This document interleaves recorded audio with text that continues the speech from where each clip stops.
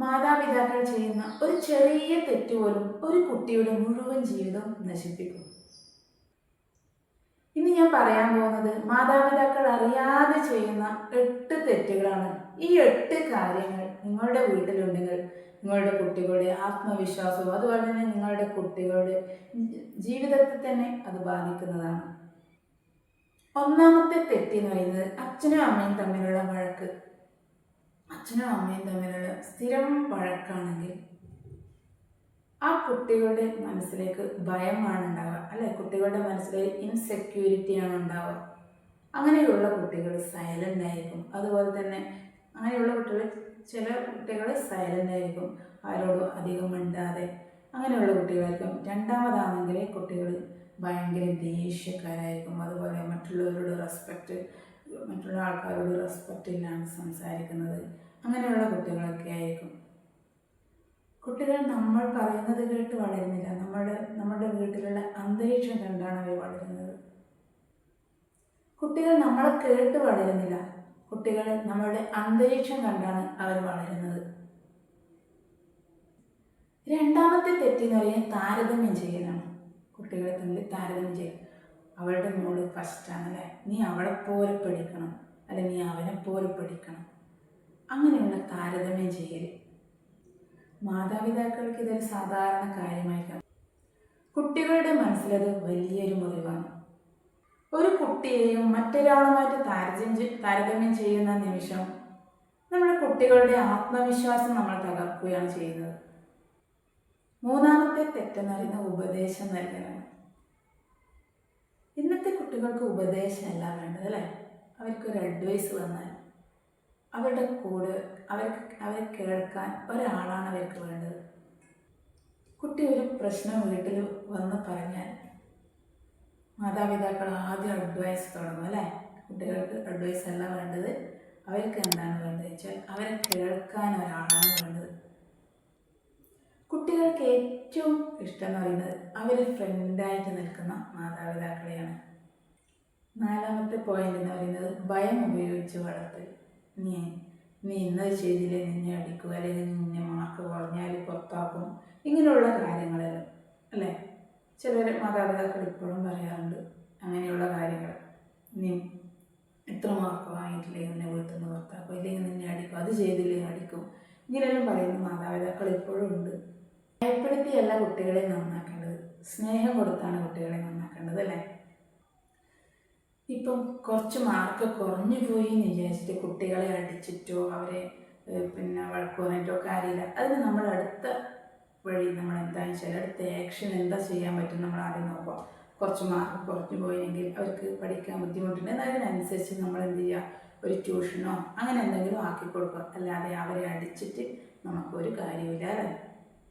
അഞ്ചാമത്തേത് phone addiction. മാതാപിതാക്കളുടെ കുട്ടികളെ ഫോൺ ഉപയോഗിക്കുന്നതെന്ന് കംപ്ലയിൻറ്റ് ചെയ്യുന്നു. പക്ഷെ ഒരു ചോദ്യം ചോദിക്കട്ടെ, കുട്ടികൾ ആരെ കണ്ടാണ് വളരുന്നത്? നിങ്ങൾ ഫുൾ ടൈം ഫോണിൽ കളിച്ചിട്ട് കുട്ടികൾ ഫോൺ ഉപയോഗിക്കുന്നു എന്ന് പറയുന്നതിൽ എന്തെങ്കിലും ഒരു ലോജിക്ക് ഉണ്ടോ?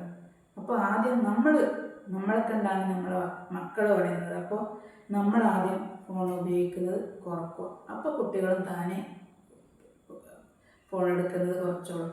എന്നുവെച്ചാൽ നമ്മളെ കണ്ടിട്ടാണ് നമ്മളെ മക്കളെ നമ്മളാദ്യം ചെയ്ത് കാണിക്കണം, അല്ലേ? നമ്മൾ ഫുൾ ടൈം ഫോണിൽ കളിച്ചിട്ട് മക്കളോട് നമ്മൾ ഫോൺ ഉപയോഗിക്കരുതെന്ന് പറയുന്നതിൽ കാര്യമില്ല. ആറാമത്തേത് പണം മാത്രമേ വിജയം എന്ന് പഠിപ്പിക്കൽ. മാർക്ക്, ജോലി, പണം ഇവ മാത്രമല്ല കുട്ടികളെ നമ്മൾ പഠിപ്പിക്കേണ്ടത്. ഇവ മാത്രം ഉണ്ടായാലും നമ്മുടെ ലൈഫ് സക്സസ് ആകില്ല.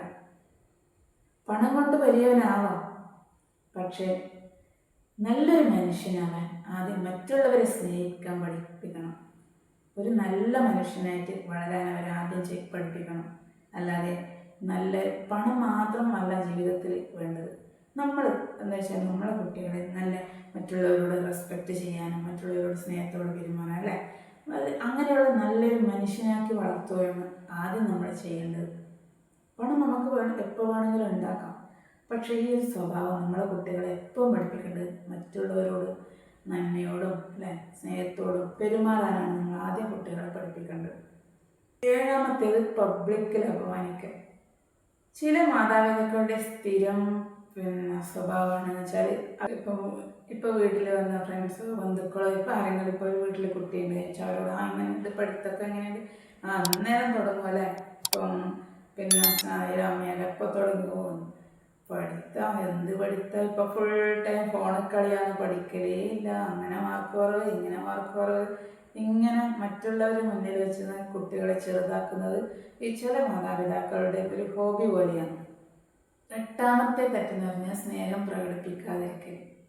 ഉള്ളിൽ സ്നേഹമുണ്ട്, പക്ഷെ അത് പുറത്ത് കാണിക്കൂല. ചില മാതാപിതാക്കൾ അത് പുറത്ത് കാണിക്കൂല. ഒന്ന് കുട്ടികളെ വിളിച്ച് അടുത്തിരുത്തി അല്ലേ, നമ്മളൊന്ന് ഹഗ് ചെയ്ത് നമ്മളെ കുട്ടികളെ നമ്മളൊന്ന് സ്നേഹം നമ്മൾ പ്രകടിപ്പിക്കണം. ഉള്ളിൽ വെച്ചിട്ട് കാര്യമില്ല അല്ലേ. നമ്മൾ സ്നേഹം പ്രകടിപ്പിക്കാനുള്ളതാണ്. അപ്പോൾ അവരെ മുന്നിൽ വെച്ച് തന്നെ അവരോട് തന്നെ നിൻ്റെ കൂടെ നമ്മളുണ്ട് അല്ലേ, എന്തെങ്കിലും ഒരു കാര്യം വന്നാൽ നിൻ്റെ കൂടെ നമ്മളുണ്ട്.